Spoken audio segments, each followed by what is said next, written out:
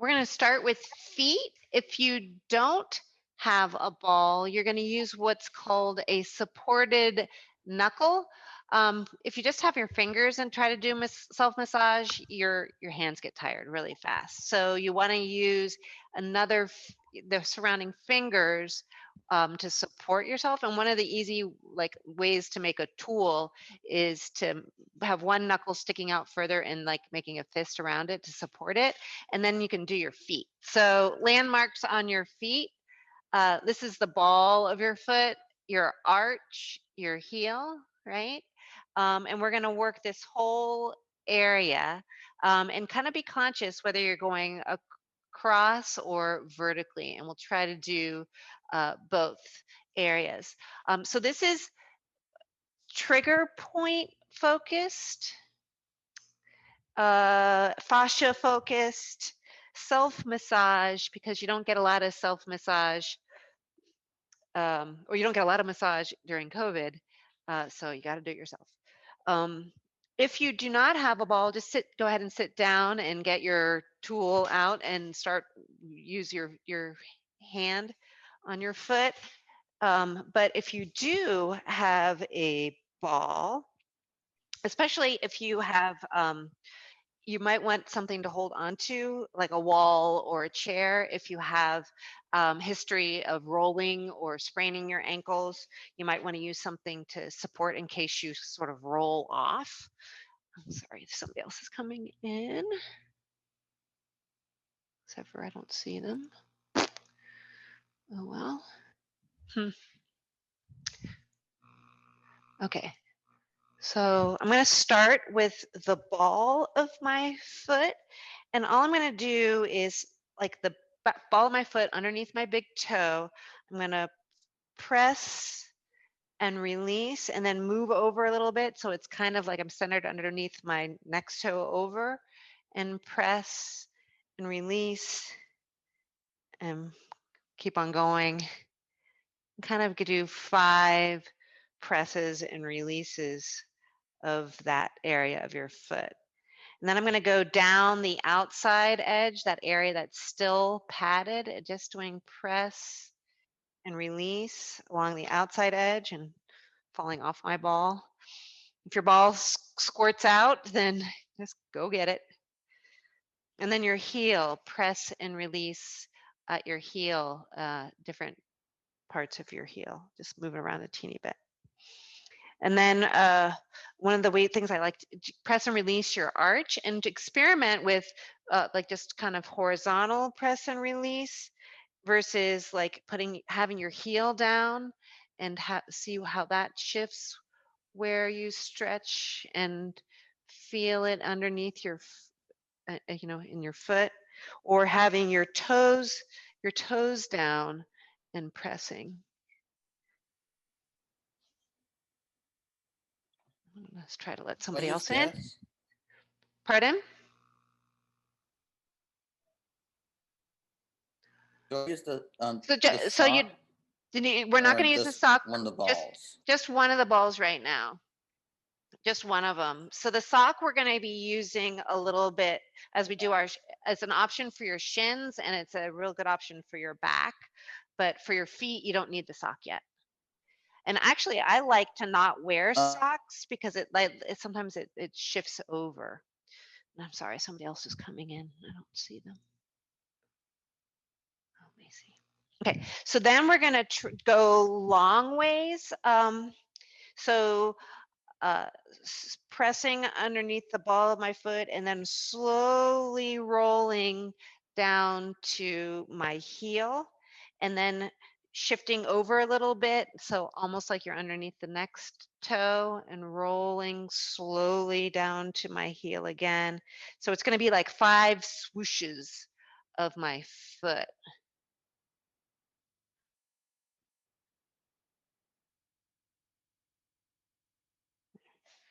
I'll step back so you can see my head a little bit more. And there goes my some squirting out.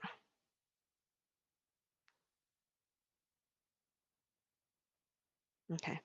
And then you're going to do almost like a windshield wiper, starting at the ball of your foot and then a little bit further down, and then a little bit further down,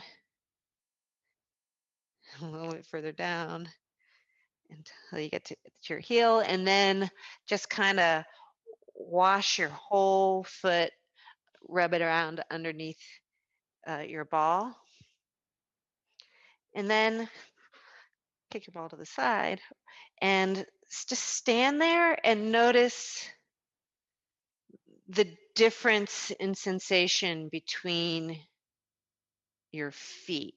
For the foot that I just did, it feels like it's stuck to it has more access to the ground.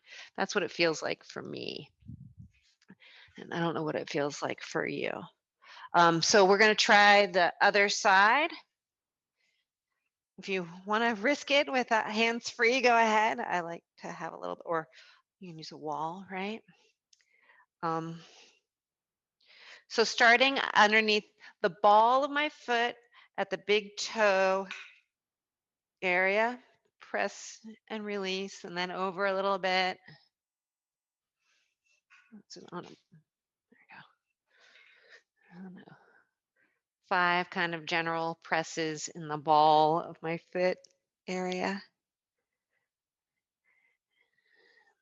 And then down the outside edge.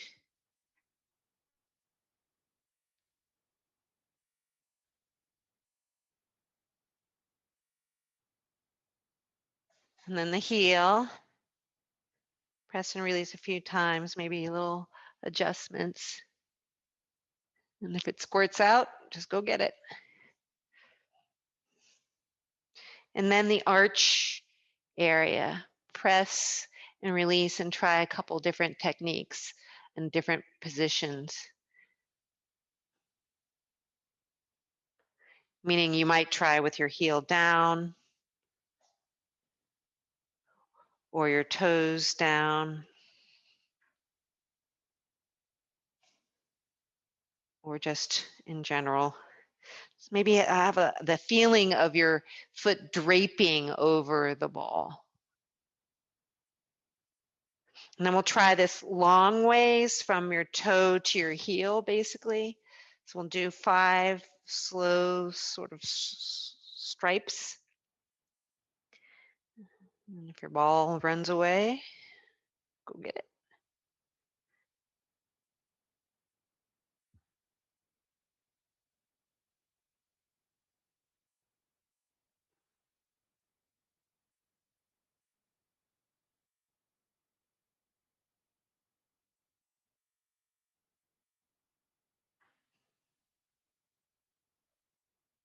Cool. And then kind of wash the whole foot.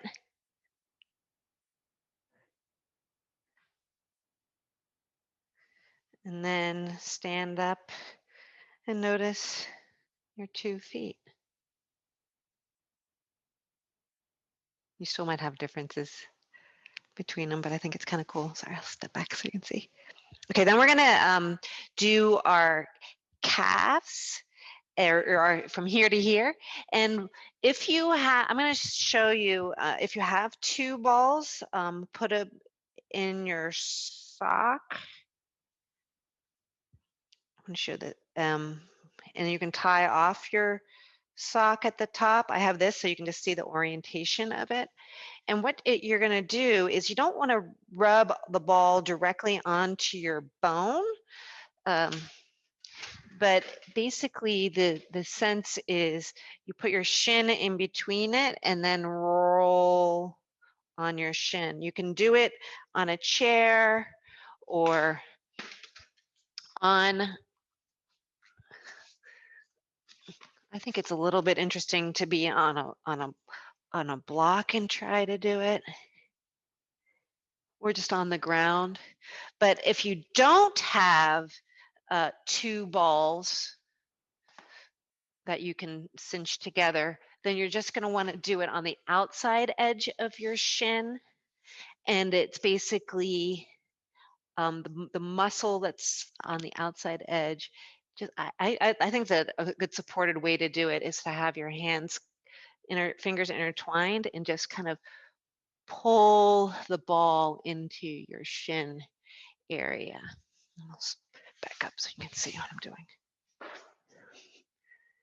So if you have one ball, you're going to just do the outside edge of your shin bone, all the way basically from your knee to your ankle.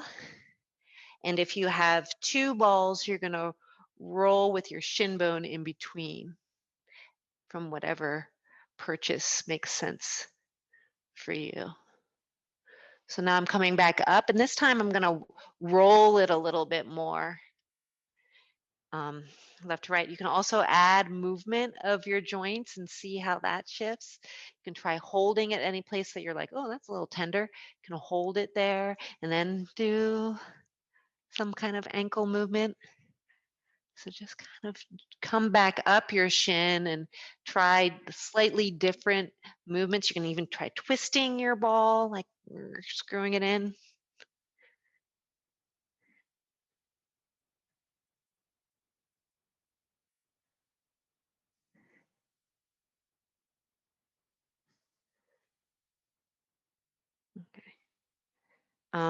And you're going to switch outside edge of your shin, and I'm going to let somebody in. If you have only one ball, it's just to the outside edge, and if you have two that can be cinched together, you're going to glide your ball apparatus. Here, I'll do it on this shin. In between, with your shin bone in between. And again, you can move your ankle or rock your shin bone back and forth, or even internally or externally rotate it to have a little bit different sensation. Or if you have one ball, I'm gonna support it and just pull it into my shin. Not the shin bone directly, but the laterally, so outside, the outside edge of the bone.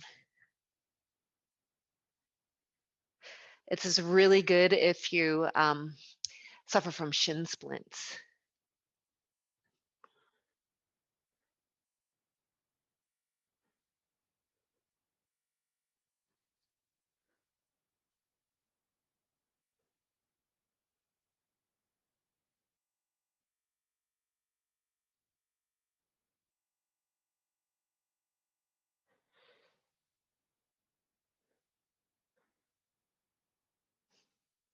So I've made it all the way down, and I'm going to come back up and try slightly different movement, maybe adding ankle movement or holding it or rubbing side to side a little bit more, or internally or externally rotating things.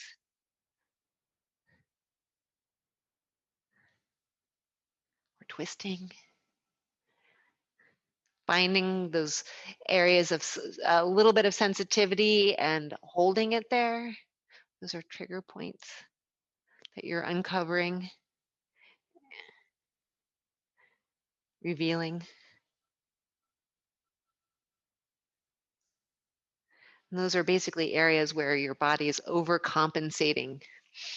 Okay, now we're going to move into our calves, and there's more than one piece that comes together in your calf muscle. So we're basically just going to find the center of the meaty bit and put weight on it. It could be just the weight of your leg. If you want something else, you can stack your foot on top of it, and that'll add a little bit more weight. If you don't have a ball, you can massage your own calf on the back of your knee. You can do this while you're watching TV. So then find someplace else, maybe in the outside meaty bit of your calf. And just find a place where there's a little bit sensitive and hold it there. And then you might also try moving your ankle, flexing it or doing circles or writing your name. And I'm going to find a little bit on the inside meaty bit of my calf.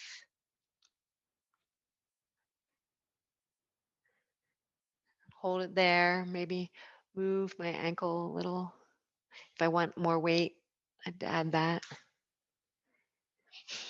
And then basically where your calf ends and it attaches to the Achilles, put it there for a sec.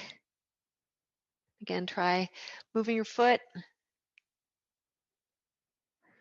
You can try internally and externally rotating. And that's actually kind of a skills test. Can you roll back and forth on your ball and slightly move up towards your knee? Or find a different way to focus. There you go. And then switch sides. So find any meaty bit and stick out your leg. And if you want to add more weight, put your foot on top. Or less weight, let's try to flex your foot.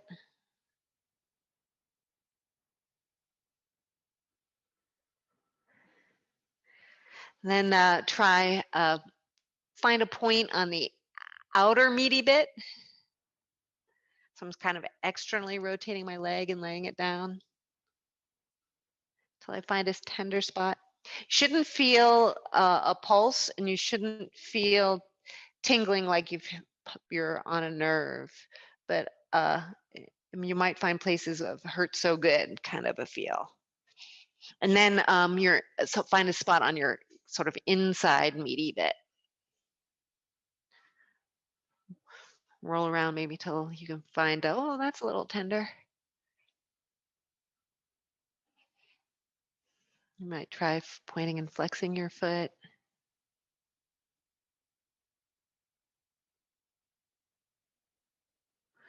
And then basically where your calf ends and meets the Achilles. Again, I'm going to flex my foot.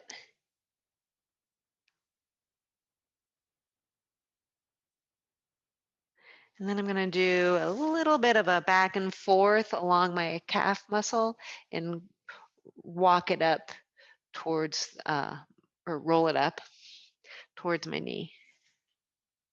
If you have a foam roller, you can do it on that too. If you don't have a.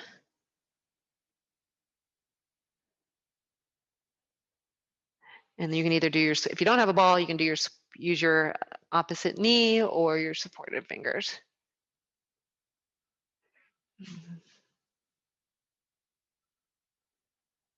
Okay, cool. Now, if you want either if you have two balls, you can do it both at the same time or one at a time, but with your feet flexed, I'm going to put my ball on my calf muscle and then sit back on it as much as possible. If I have two balls, I would undo them and put one behind each calf at the same time. If you want to adjust and try a little bit different spot.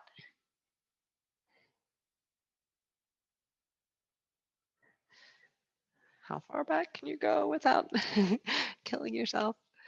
Awesome. Those are your calves. Good job. It's really hard to get your quads. Foam rollers are better, but balls aren't as good. So we're going to skip straight to the glute. So your butt muscles, gluteus maximus and minimus. And the first thing I'm going to do, if you have two, you can do it symmetrically. If you only have one, we're going to do one at a time. But I'm basically finding there's all sorts. You don't want to be directly on your bone. So you didn't want to be directly on your shin bone. You don't want to be directly on your spine. You don't want to be on the bony outcrops of your pelvis, but around those areas can be great. So we're going to do glute. I'm going to find the meaty bit of my booty and just lay down on the ball there. Then I'm gonna just give you a little bit of guideposts. And then I'm gonna say upper back, lower boot, or upper booty, lower back, not on your lower back, but just upper booty, outside booty, lower booty. Um, these are some kind of landmarks, and you just do what feels good. There's not really a wrong about it. So find the meaty bit. I recommend laying down. You can lift up the leg, you can extend it out. You can actually have movement, either pedaling or just pointing and flexing your knee or butterflying that knee.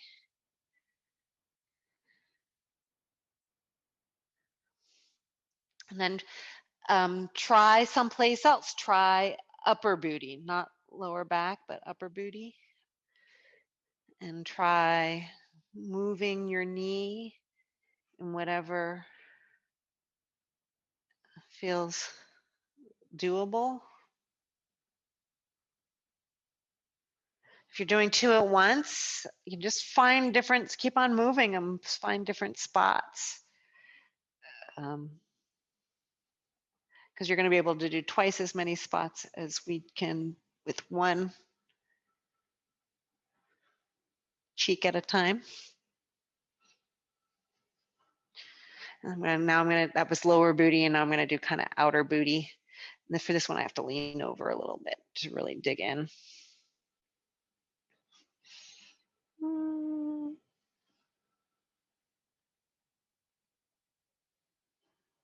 Awesome. And I'm going to switch sides. You guys keep on going, and I'll just show you a little bit of what we're doing with on the pelvis. So the meat of your booty is kind of right in here, right? Outer booty is over here. Lower booty is probably around your sit bones, and upper booty lower is up here, right? And these are all places that feel really good to just where you're attaching to your pelvis. So hopefully, if you haven't, just keep on moving, finding a different spot in your now either right butt cheek, or if you're doing both at the same time, just keep on finding different spots. So I'm starting with just the meat of my new cheek, but hopefully you guys have been here because I was just showing you the pelvis.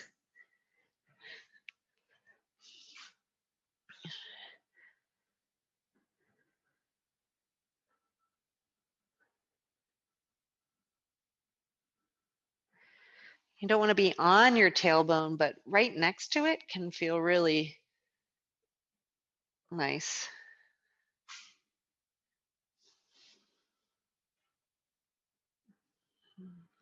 Shift over to get to this sort of outer hip for me. It's terrible. Okay. Now, to get your hamstring, you usually have to sit on something, a hard surface. Like if you're sitting on a chair and you can but if I do this right now, it's just, I don't get enough pressure.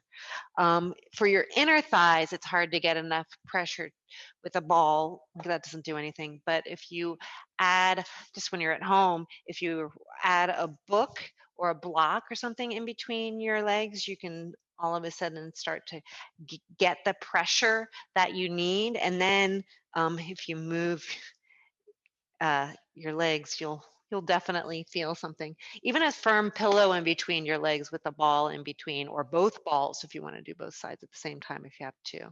But we're not going to do inner thigh or hamstring or quad, but what you absolutely can get to with a ball and just your body weight is your outer thigh, your IT band.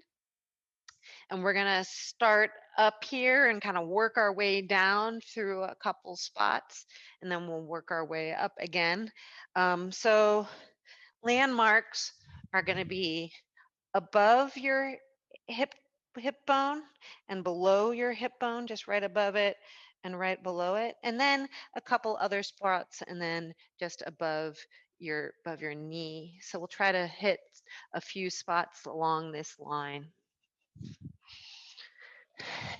And you can experiment with, so I'm going to start right at my hip. You can experiment with rolling forward, rolling back. You can experiment with where do you do with their top leg. You can experiment with flexing and straightening your knee. Now I'm going to move to below my hip joint where there's like, for me, it gets real sensitive right pretty quick. A lot of your muscles insert, meaning they join right below your hip bone itself or your hip joint. And that can be particularly tender. I'm up on my elbow. You could be down if that feels better for you. I'm going to move it down slightly and let somebody in.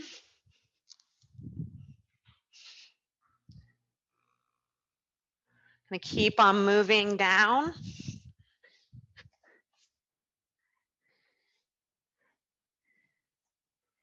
And then I'm going to be right above my knee kind of area, still on my thigh bone. If you want more weight, you can add your upper leg. And then sometimes it's interesting to straighten and flex that knee or rotate internally and externally, rotate the leg to roll over that joint. So we'll try that as we move back up. What happens as I rotate or bend and flex? Finding new spots. Not too much pain, right? If it's too much pain, don't do it, or do it against a wall. Sometimes this can be a pretty sensitive area for people. And you can do this with a foam roller as well. And if you might be doing it with supported fingers, if you don't have a ball.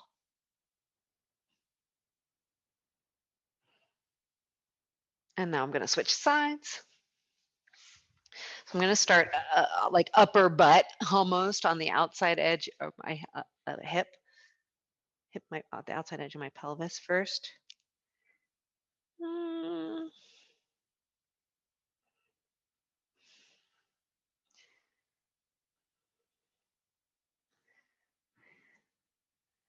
And if you feel a pulse or feel like you're tingly at all, then move. You're someplace that you shouldn't be, but otherwise it's all pretty much fair game. Just wherever it feels good for you.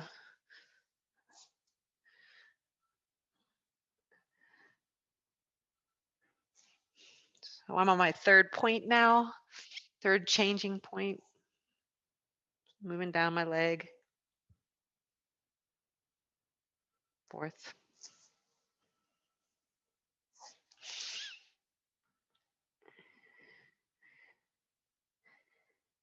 And fifth.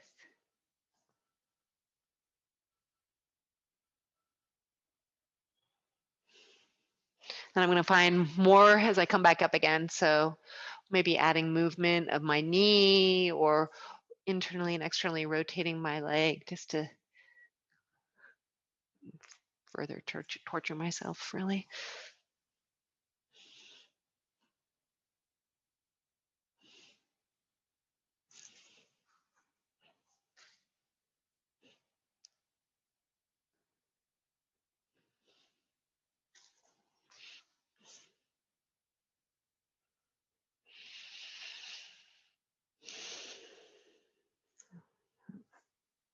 Okay.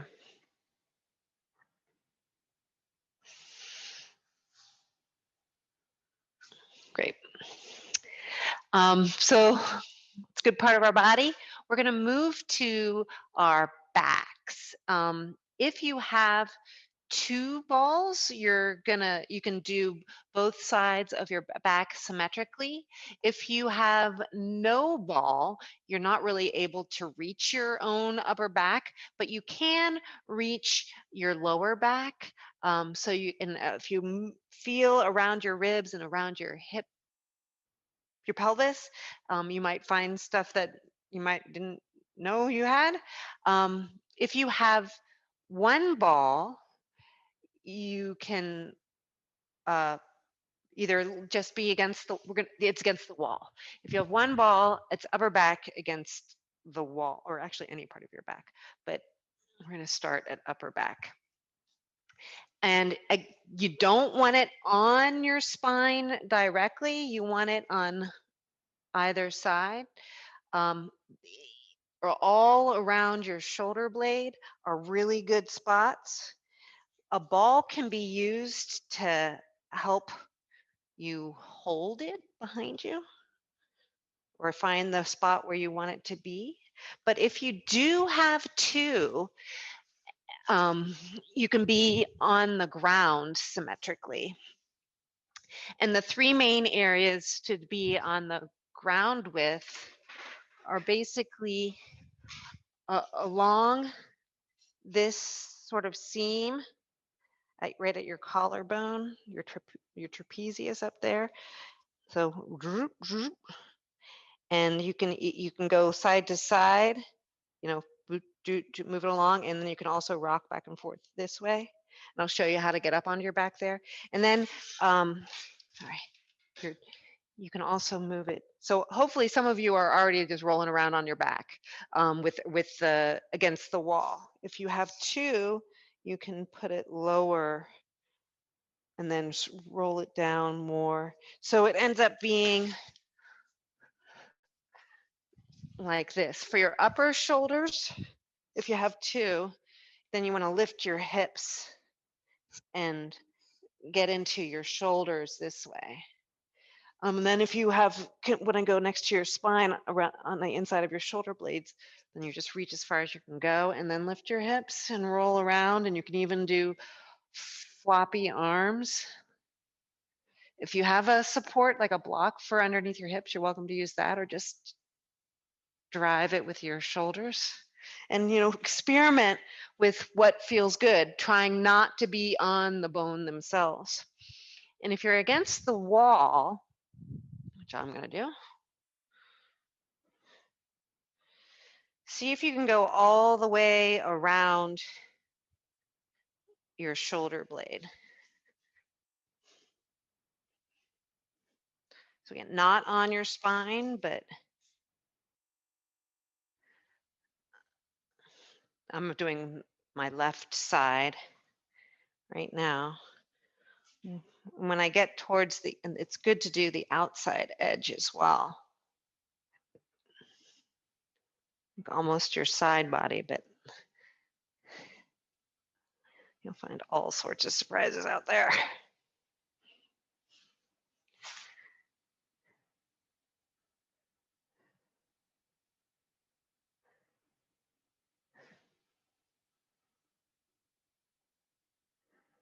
Those of us who had shoulder injuries should find this to be pretty good.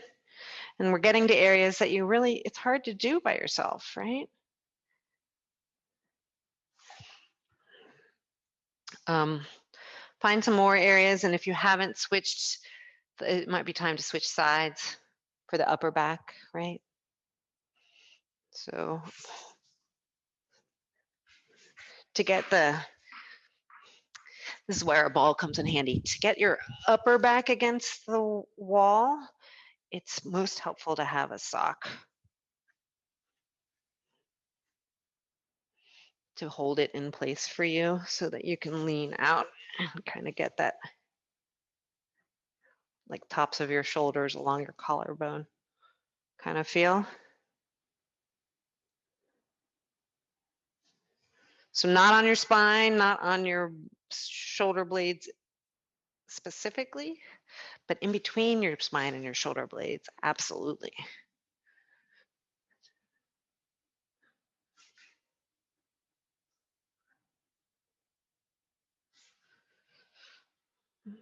And if you're on your back, just keep on finding new spots and try different arm movements. You might try one, trying to do your side body as well. Or you can do lower back symmetrically. Again, not on the spine itself, but around it on either side wide or narrow can feel really good. So if you have two balls, you can do twice as much, cover twice as much land, territory.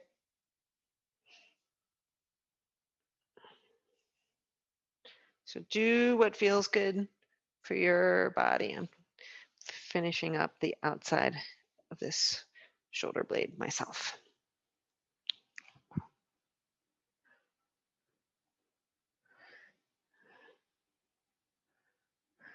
Okay. Ooh.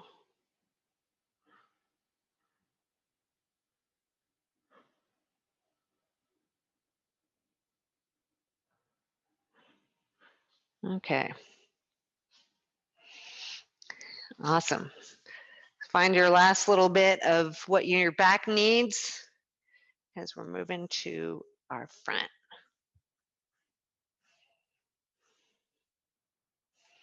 Okay. For your chest muscles, your pecs, you're going to basically start at your midline, your sternum, and move starting underneath your collarbone, this bone here, and just taking your ball and from the midline, rolling it out to your shoulder. And if you find an area of sensitivity, just kind of rub it a little extra, hold it there, maybe even support it with your other hand. I'm left-handed, so this arm does way better than the other side. And you're just gonna roll it each rib, so rolling down a teeny bit and then over towards my shoulder, then midline down a little bit and roll it out over to my shoulder. And just run over your boob. And you can also get areas underneath in your side, your armpit area. Sometimes you'll find areas of sensitivity, particularly if you've had a shoulder injury. I think that balls, self-massage is actually really good for injury recovery in a way that stretching alone, yoga alone has more of a trouble with.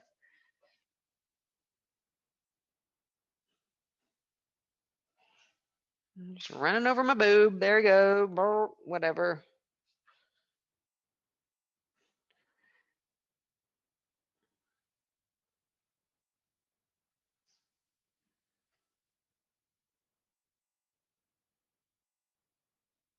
Cool. And that's all my ribs. Not any more ribs to go.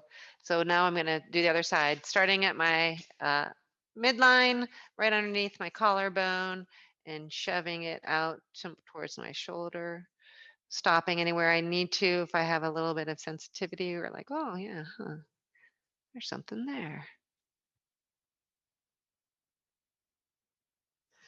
And rolling it down a teeny bit and back over to the side. You can tell that this is my non-dominant hand and I'm much worse at it.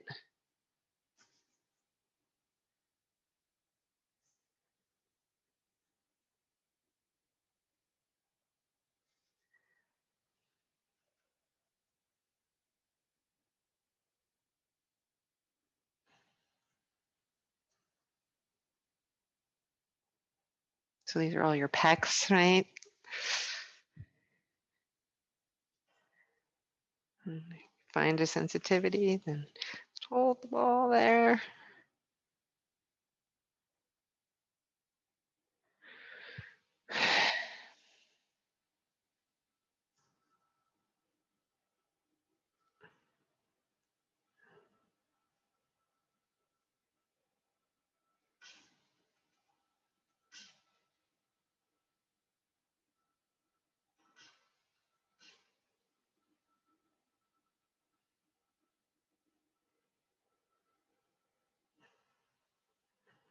Okay.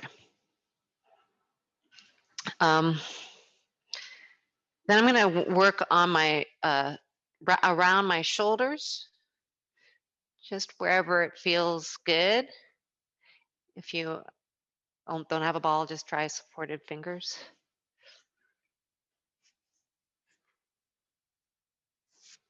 and then above my elbow,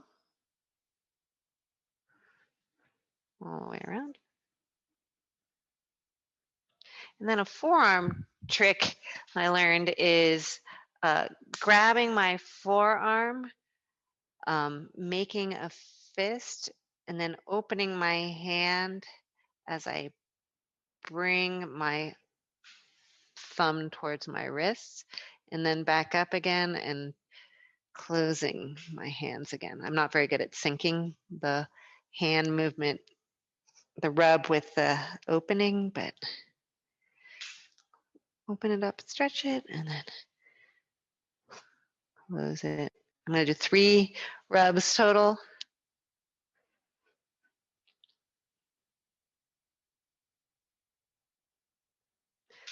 Take it out and do the other side. So starting at my shoulder, just around wherever feels good.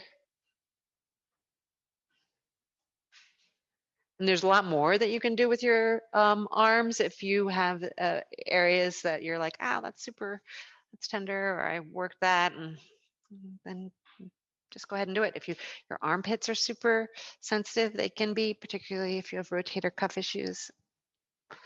Then around the elbow, above the elbow.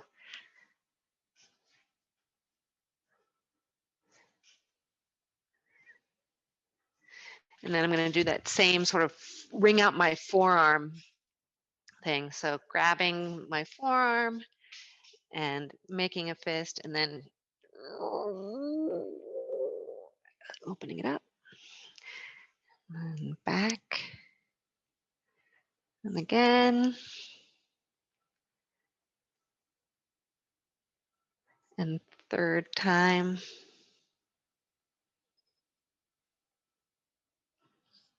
Right. Okay. Now we have about 10 minutes left, and we got work on our neck and head and face. So the first muscle that I want you to see what's happening with is your sternocleidomastoid. So it starts at your sternum, your clavicle, and goes diagonally and attaches to the right behind your ear. And if you start here, you can probably find the end of it. It almost could, depending on, could be about the width of a pencil or like a cable. And I'm going to just grab it and work my way up. If you're feeling a pulse, you're grabbing the wrong thing. But if you feel muscle, then just keep on going up until you reach its attachment. I could be doing both of these at the same time, right? So if you grind your teeth or clench your teeth, this is often because the mandible is involved, and so that's another place where a lot of people like to store their tension. So my sternocleidomastoids are gigantic, super strong muscles. Okay, then I'm going to the back of my neck, starting not on my spine, but right next to my spine, where my spine meets my skull, are these 2 little divots on either side. They're acupressure points that are particularly good for headaches. So I'm going to dig in, almost like try to reach under my skull there a little bit. Just digging in the back of my head. And then I'm going to walk my fingers down, just down a little bit, and then rub back and forth. Not on the vertebrae themselves, but next to them.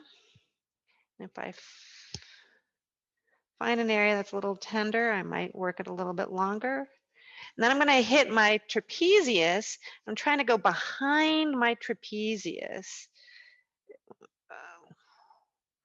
staying on my neck, kind of sliding under this triangle pad, following it down to where it hits my shoulders. And then you're just going to find any other little muscle in your neck that might have a sensitivity point to it. Again, 10 pounds a head held up by these little bitty muscles. We usually have some that need a little love. Okay. Then we're going to do scalp, and you don't want, like, I'm not going to just try to move my hat. I'm actually going to try to move the skin underneath my hair, right? So just randomly trying to get all around my head and just move the skin underneath your scalp, or move your scalp, I guess, with your fingers all around your head. Just try to move that skin a little bit.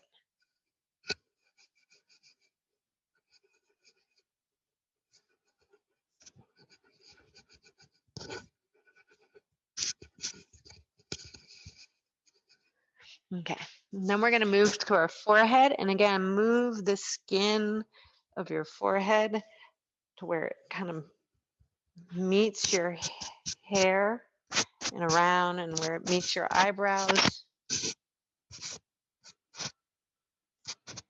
And then we're going to start tapping. So hopefully your nails aren't too long. Otherwise, really use your fingers, or maybe just go back to a rub if you have long fingernails. But tap around your eyes, the bones around your eyes, all the way around.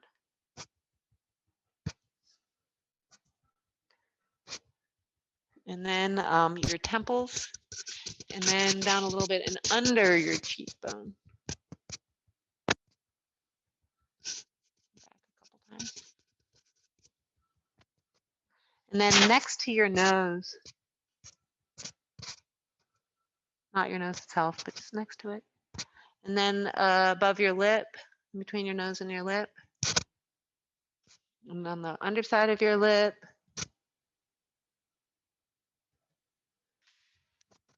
Then your jaw.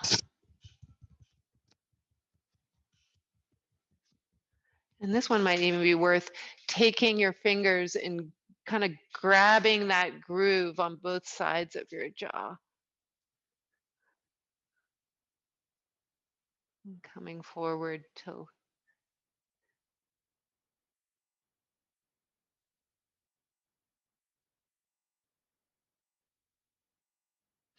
and then your ears. So just tug on your earlobes and then go around. And if there's, you can just ring your ears in between your fingers.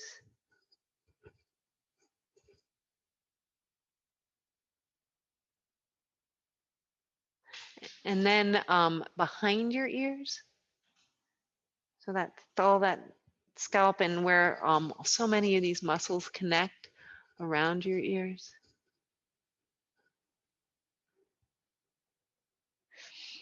And then find whatever else might need a little love that you're like, hey, I missed that, or I'd like to go back to that for a minute or two before we move into Shavasana. So 2 minutes of find your spot. Oh, actually, wherever it is that, I'll sit in a chair for this. Wherever it is that you still feel like, oh, I didn't get that.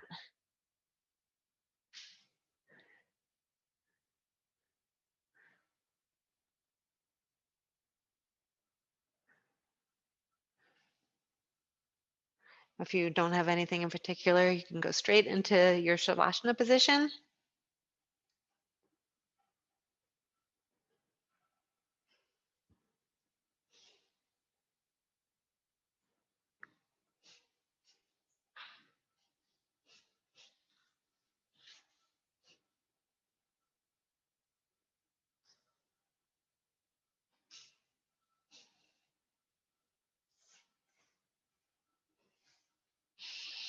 Okay, and now find your favorite Shavasana.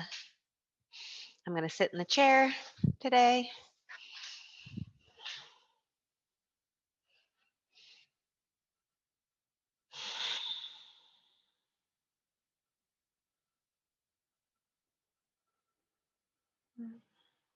Notice the way your body feels.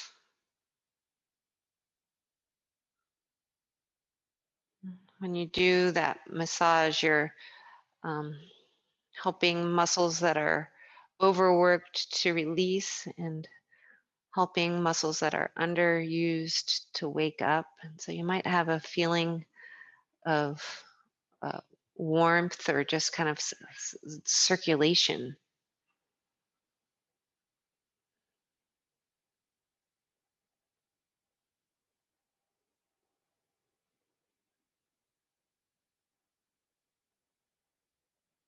And see if you can sink into the ground, particularly on your exhales.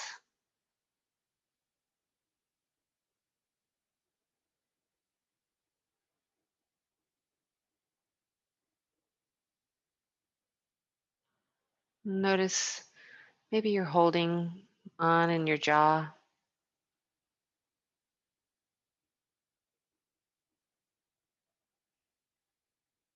or your tongue.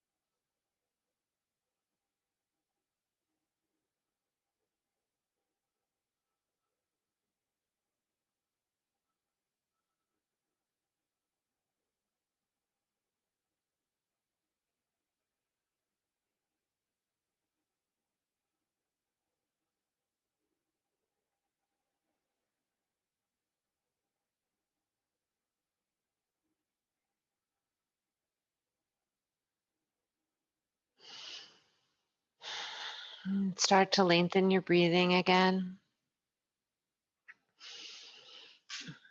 Wiggle anything that feels good to wiggle. Stretch anything that feels good to stretch.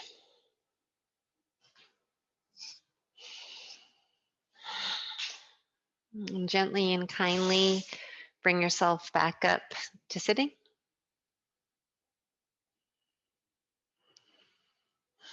Thank you for participating in some hour of self-massage, self-care, yoga therapy, whatever you want to call it. But thanks for joining in, and namaste, everybody.